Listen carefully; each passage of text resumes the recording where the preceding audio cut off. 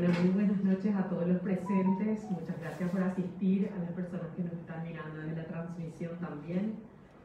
Bienvenidos a esta exposición con este gran artista que nos acompaña hace muchos años, que es de la casa aquí en Centro Paraguayo Japonés. Nos convoca nuevamente aquí a una nueva exposición de su mano, este gran talentoso Arius, en conmemoración de los 33 años del Centro Paraguayo Japonés.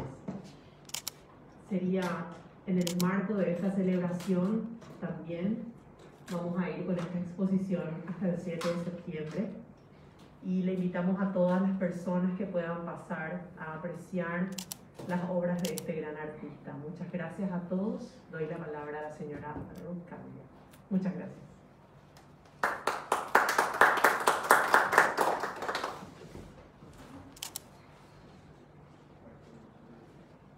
Arius Romero nos convoca a este escenario de la triple alianza de la Guerra Grande, de la Guerra Guazú. En nombre del Centro Paraguayo Japonés y el Departamento Cultural, damos la apertura a esta exposición. El artista nos convoca hoy a los colores que están en armonía y también dan profundidad y perspectiva y que crean ilusión de espacio. Estas obras son originales, bien hechas, porque da lectura a nuestra historia. Quiero destacar que el artista plástico realiza pinturas en vivo en lugares históricos vinculados a la guerra de la Triple Alianza, a la Guerra Grande.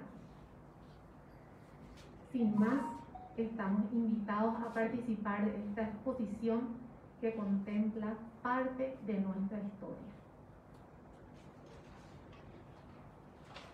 Con nosotros, el gran artista amigo de la casa, Arius Romero.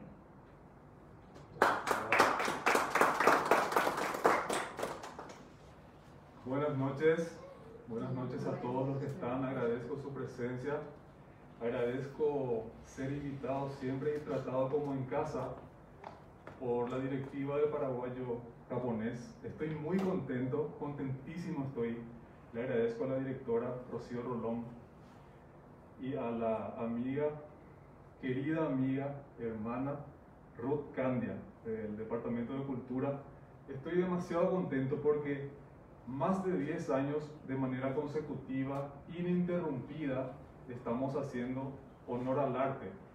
Pero en este caso sería una trilogía, no solo de pintura, sino también música, pintura e historia. Tres pilares, o más bien tres principales aristas de la pirámide, del triángulo que formamos escenarios de la Guerra Guazú. Agradezco la majestuosa interpretación del profesor Richie Vidaurre. Él es docente, compositor y guitarrista de la ciudad de Luque. Realmente maravillosa su interpretación.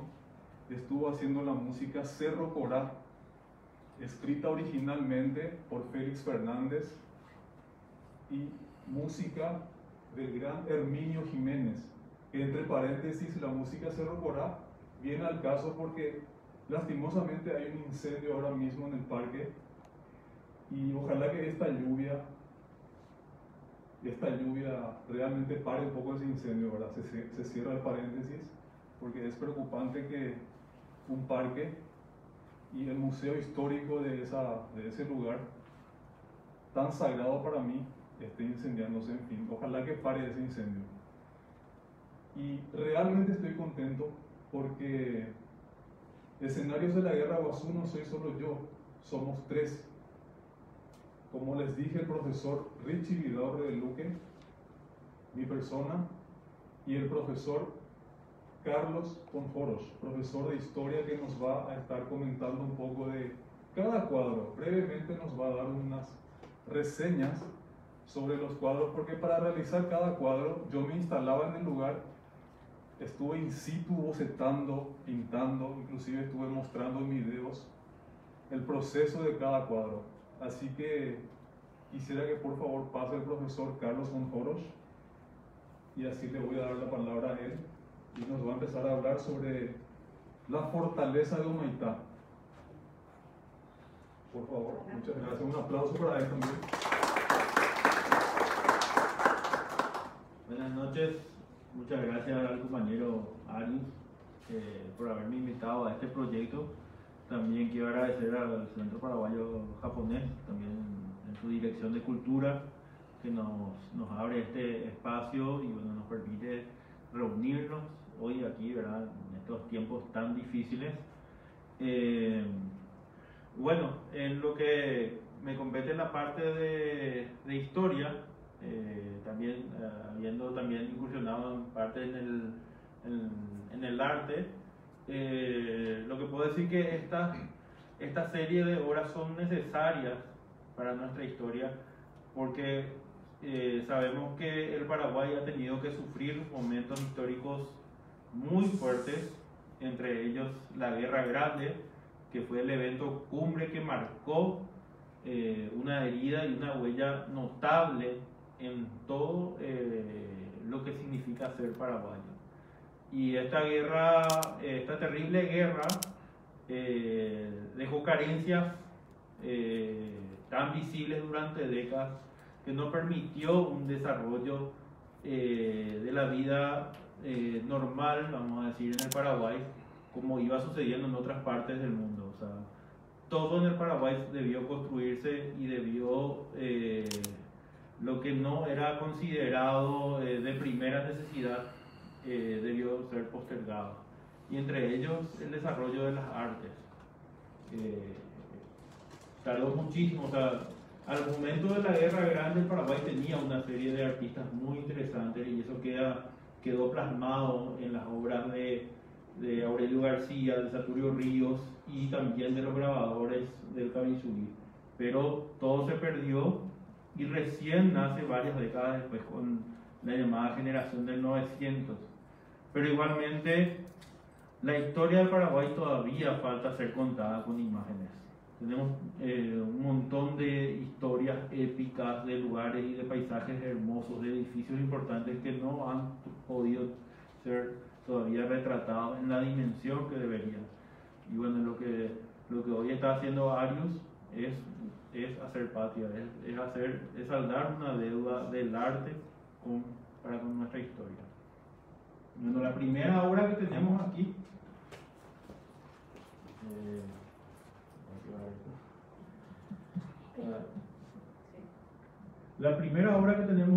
es un símbolo notable de la historia y de la cultura paraguaya, que refleja la resistencia paraguaya contra la invasión ocurrida en la Guerra de la Triple Alianza. Tenemos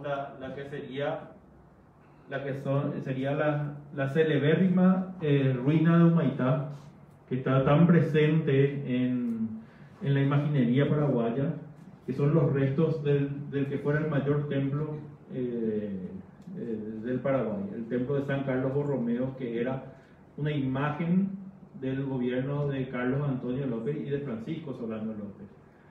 El templo de San Carlos de Borromeo fue inaugurado más o menos alrededor del año 1863 y debía servir a una extensa villa militar que era la entrada al Paraguay. En esa época, en la década del 60, de 1860, al Paraguay se entraba por la vía fluvial. Y la fortaleza de Humaitá era la cerradura que protegía al Paraguay. Era un lugar estratégico donde se podían efectuar disparos efectivos contra algún posible agresor. Y era una zona donde llegó a ser prácticamente la segunda ciudad del Paraguay, porque albergaba hasta 20.000 a 30.000 almas. Era un lugar castrense, un territorio militar, y debían tener también, como los militares están expuestos a la guerra debían tener un templo donde ellos puedan rezar y bueno, procesar su religión antes de lo que podría ser sus últimos días.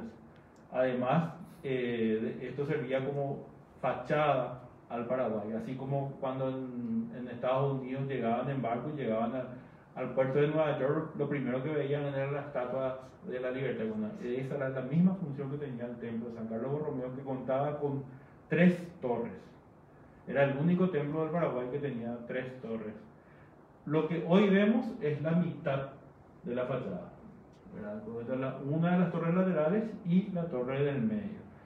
Y este templo fue destruido a cañonazos durante una extensa campaña que empezó más o menos en el año 1868, ¿verdad? Los acorazados y los buques de guerra brasileños que no podían avanzar más allá de Humaitá porque le temían a las baterías de Humaitá, se contentaron con disparar contra el único objetivo visible desde lejos, que era el grandioso templo de San Carlos Borromeo, que fue destruido.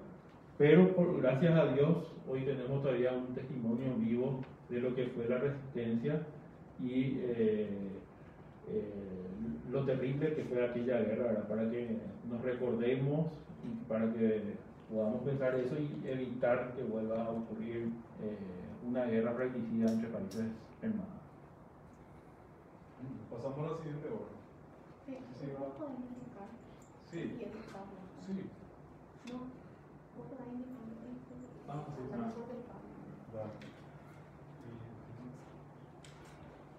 Bueno, la siguiente obra es la antigua iglesia de Luque. De hecho, que esta foto me facilitó el profesor Carlos Monjoros, y basándome en la foto antigua surgió esta pintura. Así que si él nos puede comentar un poco lo que sería la historia de esta iglesia, que es muy parecida a la de Yaguarón. Eso yo le dije desde un principio. Por favor. Bueno, este es el templo de Luque, ¿verdad? Sí. El famoso templo de Luque. Conseguimos esta imagen gracias a la publicación online de un álbum de la guerra de la Triple Alianza, un álbum brasileño, o sea, una colección de fotografías que sacó el ejército brasileño durante el periodo de ocupación. Lastimosamente, la parte documental gráfica, como ya hemos dicho, paraguaya era muy limitada y muchas veces tenemos que recurrir a acervo brasilero o argentino para poder visualizar parte de nuestra historia. La ciudad de Luque fue una ciudad que fue fundada en torno a una capilla y fue más o menos, o sea, surgió a finales, o sea, en la segunda mitad del siglo XVIII.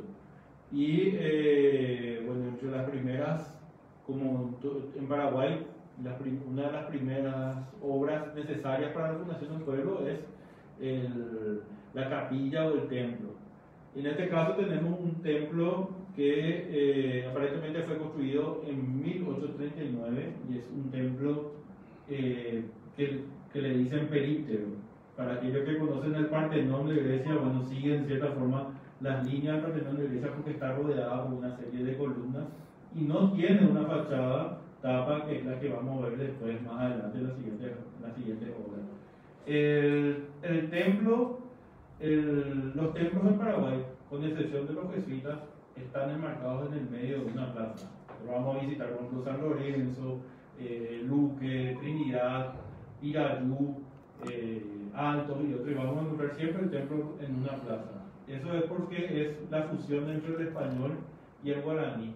Los guaraníes tenían en el medio de su aldea tenían una plaza ceremonial donde realizaban su rito sagrado. Y eso fue aprovechado por los españoles y usado, o sea, ese espacio, esa plaza central fue ocupada por el templo católico. Por eso que en Paraguay tenemos los templos en esa disposición. Y solamente se da en Paraguay, es algo típico de la arquitectura paraguaya.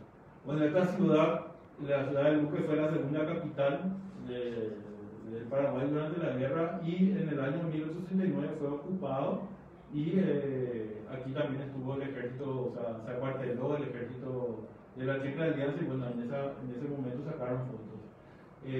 Luego vamos a ir contando qué fue pasando a medida que sigamos viendo los otros cuadros. Sí. La siguiente obra es simplemente una representación de nuestro símbolo nacional, que es el lapacho, conocido aquí en Paraguay, y en Japón sería sakura, haciendo honor un poco también a que hace unos días se hizo la plantación del árbol sakura aquí en el patio del Centro Cultural. Así que algo de naturaleza no viene mal para seguir hablando del siguiente cuadro, que es la iglesia de Luque actual.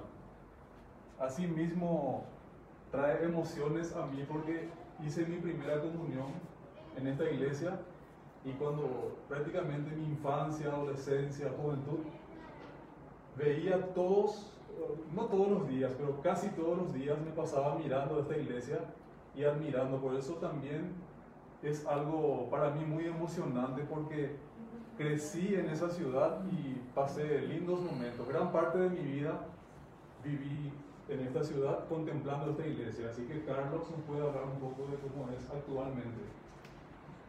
Bueno, habíamos visto anteriormente el templo de Luque, el templo original, vamos a decir,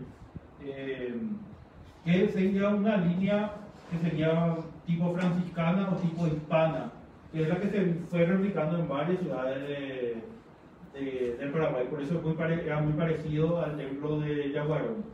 Posteriormente, estos templos van a tener problemas constructivos con el paso del tiempo. O sea, lastimosamente nada es eterno, y también este problema de mantenimiento se va a dar en una época de mucha escasez, que es la posguerra de la Triple Alianza. Entonces muchos de estos templos no van a poder ser reparados, y muchas veces se recomendaba echarlos y hacerlos de nuevo con materiales más duraderos.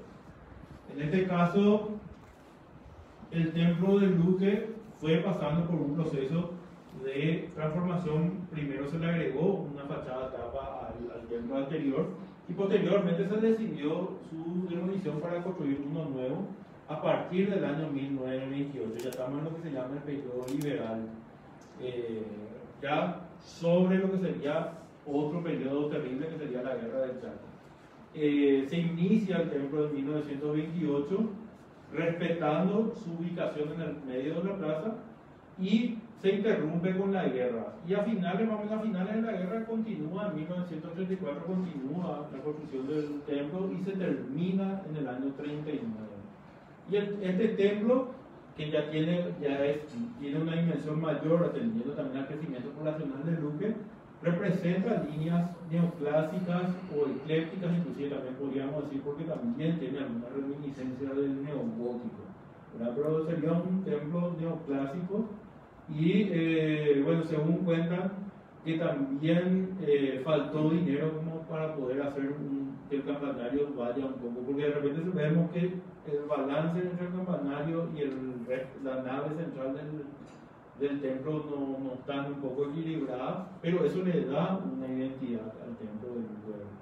Entonces es una manifestación de la extrema necesidad, pero a pesar de ello, de que se pudo lograr un bello ejemplo arquitectónico y un templo de gran tamaño. Excelente. Y para darle un poco de naturaleza y un cuadro romántico también, me llegó mucho cuando fui a la ciudad de Pirayú, me llegó mucho y me gustó mucho lo que sería la Cascada Madama. Es un lugar muy conocido también, muy visitado, y para darle un toque así de naturaleza también, me inspiró mucho para pintar esta obra. Dicen que Madame Lynch se bañaba ahí en algunos momentos, ¿verdad? Por eso me imagino en esos tiempos cómo habrá sido y todo ese tema, ¿verdad? Si Carlos nos puede hablar un poco, el profesor Carlos.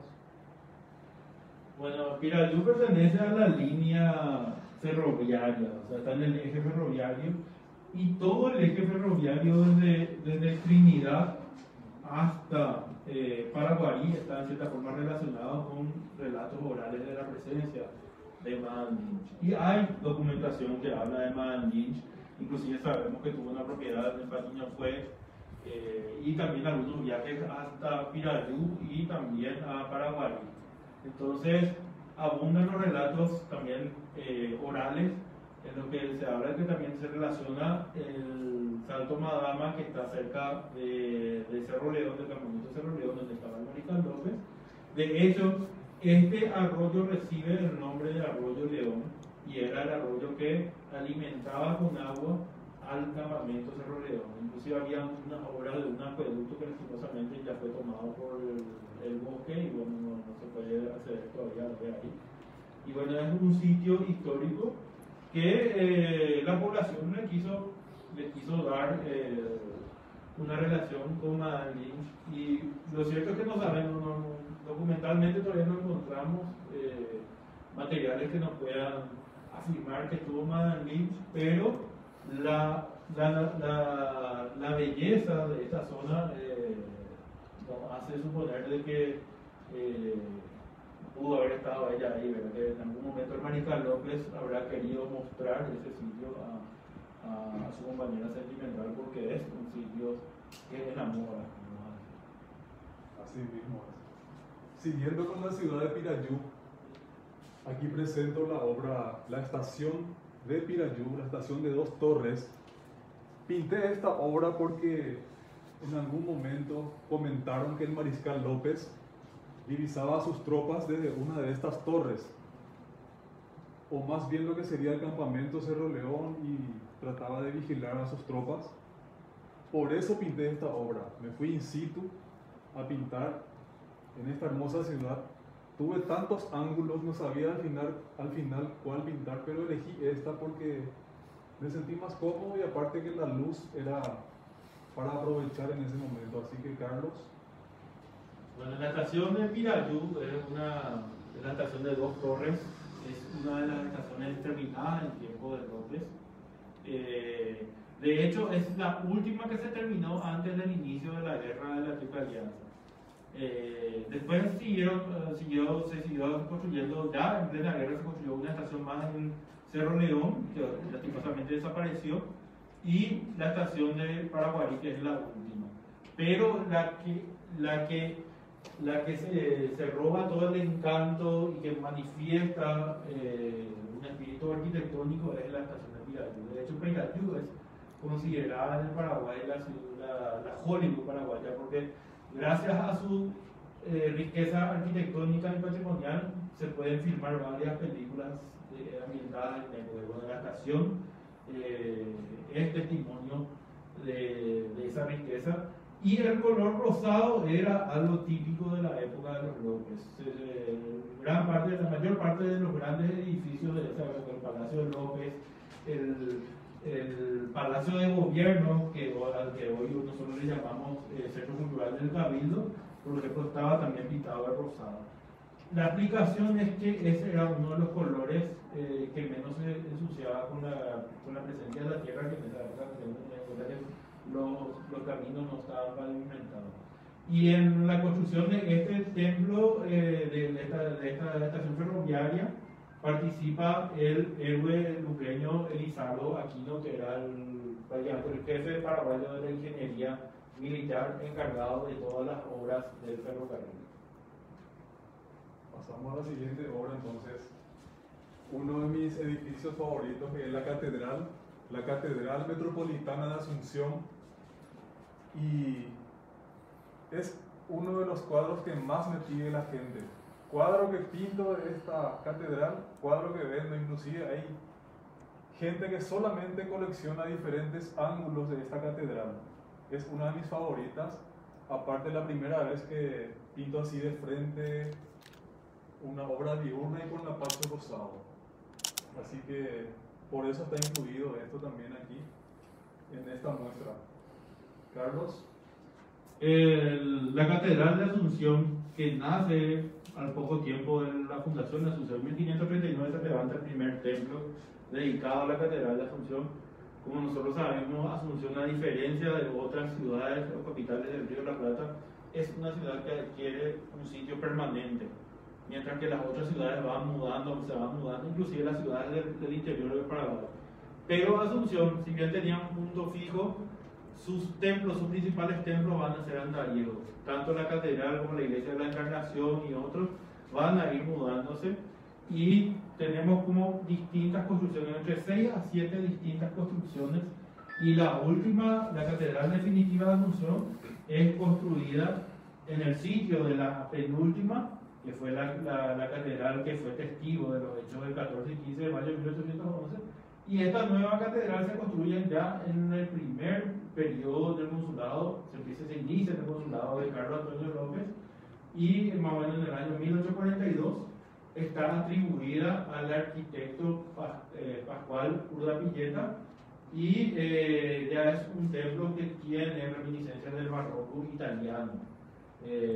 Y bueno, este templo también fue testigo de las misas en las cuales participaron la sociedad de los paraguayos en la época de López y también los siguientes gobiernos. Y bueno, un hermoso edificio. Y como anécdota, en una de sus alas, en el ala norte, dice que están enterrados gran parte de los próceres paraguayos. Muy cierto, ese detalle era importante también mencionar. Aquí viene también otra obra en la cual la naturaleza es protagonista, pero en este caso solamente un árbol ahí solitario con el fondo del paisaje de Pirayú, que me encantó. Y por cierto, voy a volver otra vez a hacer una segunda parte de esta exposición, Escenarios de la Guerra Guazú, porque hay mucho que contar todavía, hay mucho que visitar. Inclusive posiblemente iremos con Carlos in situ ahí. Él, mientras cuenta la historia, yo voy a pintar en vivo, así que esto es simplemente un respiro de lo que sería eso. Un paisaje simple. Esta es la primera y la segunda sesión de lo que sería el templo de Borromeo, Carlos Borromeo de Humaitá. Es simplemente algo para romper un poco la monotonía y para presentar la primera y la segunda sesión de cómo empieza el cuadro, que luego el resultado lo ven allá, ¿verdad? Aquí presento la obra de la Iglesia de Trinidad, que por cierto dicen las lenguas o las malas lenguas que, eso quería consultarle al profesor Carlos, dicen que hay una especie de sótano o túnel que conecta al jardín botánico. Por eso quisiera que también nos aclare el profesor Carlos. Iglesia de Trinidad. Bueno, son incontables las historias de túneles en el Paraguay. De hecho, existen túneles en el casco antiguo de Asunción, pero mayormente eran túneles de desagüe, porque podemos ver que la Asunción antigua era más amigable con el sistema de drenaje de las aguas que la actual Asunción, ¿verdad? Pero bueno, esperemos que en algún momento cambie eso. El templo de Trinidad está ubicado en un lugar donde no tenemos noticia de la existencia de un templo anterior. Entonces, lo que nos habla de la visión también de Carlos Antonio López, quien es el que ordena la construcción de este templo, pero que se siga respetando la implantación tradicional hispano-guaraní en el medio de una plaza. Tiene también ya influencias del barroco italiano, de los arquitectos, inclusive bueno, los arquitectos que más trabajaron en la época de los López eran Alonso Taylor, que si bien era inglés, utilizaba mucho la escuela arquitectónica italiana, y el propio italiano Alejandro Raviza, que también está presente en la construcción de este templo. El barrio de Trinidad, o sea, en ese entonces era el pueblo de Trinidad, era como el barrio VIP de Asunción. En Trinidad vivió Francia, vivió Artigas, vivió Carlos Antonio López, posteriormente le tenemos a Rafael Franco, a varios otros personajes que vivían en esa zona. Habría que hacer un estudio de por qué gente muy importante vivía en Trinidad y no en otros barrios. O sea, tendrá que ver probablemente la belleza que tenía Trinidad. Entonces eso atraía a los grandes personajes a vivir ahí. Bueno, en cuanto al templo, los templos antiguos mayormente tienen sótanos. Ahora la existencia de túneles muchas veces ya es cuestiones, son invenciones o cuestiones también de la tradición oral, que bueno, de repente se deforma de ser un sótano, ya lo alargan a un túnel y bueno, intentan contar cierta historia y explicar también se habla de la presencia de plata y vudú también en el templo, pero la plata y vudú se buscaba enterrar en sitios no tan evidentes, sitios alejados donde la gente no pudiera ver que se está enterrando. Por eso es prácticamente improbable que se diga un templo en una zona poblada y bastante concurrida para que se entierre plata y vudú. Pero es uno de los, bueno, el templo el verdadero tesoro de Trinidad es su templo, es la historia, y es uno de los 3 templos que nos quedan del periodo de López en Asunción, junto con la catedral y la Recoleta. Y por último, una de mis obras favoritas, porque la primera versión de esta estación central de Asunción, la primera versión se había vendido y no pude volver a conseguir para que me presten para la exposición. Entonces sería la segunda versión, esta que pinté hace poco también, in situ. Por eso es una de mis obras favoritas también, porque ya pinté tantas versiones que esta es una versión arriesgada, que sería entre la Plaza Uruguaya y la estación. Es una versión diferente, así que el profesor Carlos nos va a hablar más sobre el tema. Bueno, el nombre verdadero de la estación del ferrocarril, la estación central, es la estación de San Francisco, porque la plaza, que hoy se llama Uruguaya, era la plaza de San Francisco, porque era el terreno del convento de San Francisco que estaba ahí cerca. Bueno, la estación central tiene reminiscencias neogóticas, también eclécticas y neoclásicas. Es testimonio de la entrada del Paraguay en la revolución industrial durante el tiempo de los López. Y se empezó a construir a partir de 1858, 1859, y durante la guerra sirvió como hospital de sangre, ¿verdad? Llegaban los heridos y eran puestos acá hasta que llegase el tren, y del tren se les llevaba como un hospital ambulante hasta Cerro León, que era el hospital de sangre más grande que tenía la retaguardia paraguaya. O sea que este es un lugar sagrado para la historia del Paraguay. Así es. Muchísimas gracias por la presencia tanto física como virtual a todas las personas que estuvieron siguiendo esta muestra, que con mucho cariño, con mucho amor, fue realizado, como les dije hace rato, por la trilogía, una mezcla de música, pintura e historia. Y también nuevamente agradezco al Centro Paraguayo Japonés, a la Sala Jacinto Rivero, por darnos esta oportunidad brillante de expresarnos y de seguir fomentando la cultura paraguaya. Muchas gracias.